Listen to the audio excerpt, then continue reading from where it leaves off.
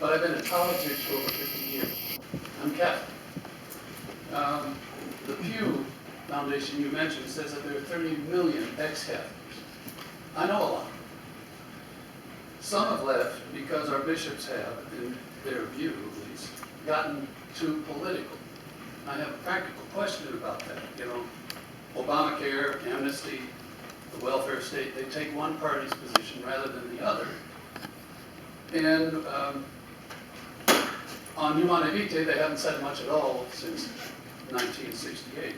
So my question is, now these folks disagree with the U.S. Catholic Conference, where Dr. Reyes is now, your former colleague. If they call in, can their misgivings be discussed on Catholic radio in the spirit of the new evangelization?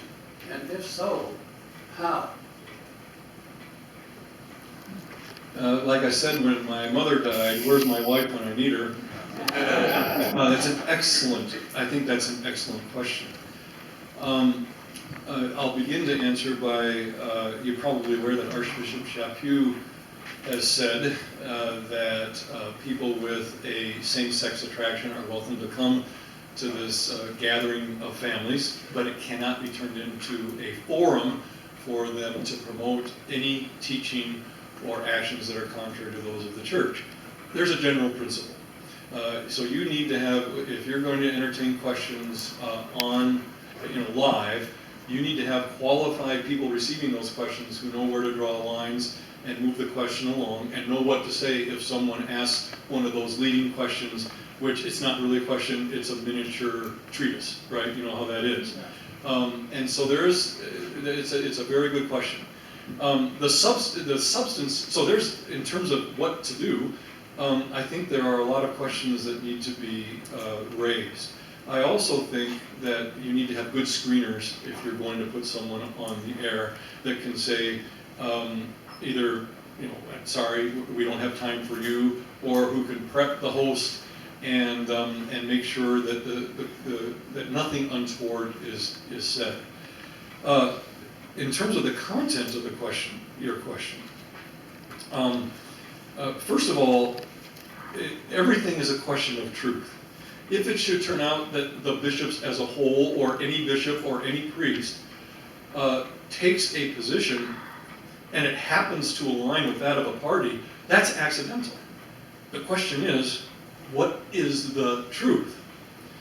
Now, having said that, usually what we're talking about here with regard to politicians is policy, not overarching principles. And here it can safely be said, following the magisterium itself, that the primary function of our shepherds is to teach the faithful the fundamental principles of Catholic social doctrine and moral teaching, and then give them all the guidance that they need in order to apply them prudentially in their lives. Okay? That being said, there are times when a particular historical circumstance is such that it's quite obvious what the one and only application might be. In a case like that, we should not be surprised that our bishops are willing to go further than just enunciate general principles. But Pope John Paul II and Benedict XVI, and now Pope Francis, are very keen on the co-responsibility of the lay faithful to be co-workers with our shepherds. And you wouldn't expect most of our bishops, perhaps any of them, to be experts in military technology and therefore be in a position to apply general principles of just war theory with regard to particular types of weaponry and things like that. No, that's what we need Catholic lay men and women who have their various spheres of expertise for. And so those are two distinctions that I can give you as general guidance. The first one, if you're going to be on the air, you've got to make sure that you don't cede control and become a platform for someone who has a homily to give for everybody who's listening. Sometimes, by the way, and then the second one is the distinction between the teaching of general principles and moral application.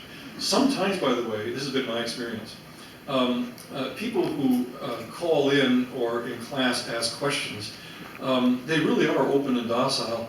And I spend a lot of time as a teacher helping people reformulate questions because they didn't ask them fully aware of what the implications were and what the doctrine is that they should have been aware of. And many, many times, they're grateful that I listened and took the time to help them reformulate the question. Well, those are just a few things that come to mind in response to that. I think that's an important question.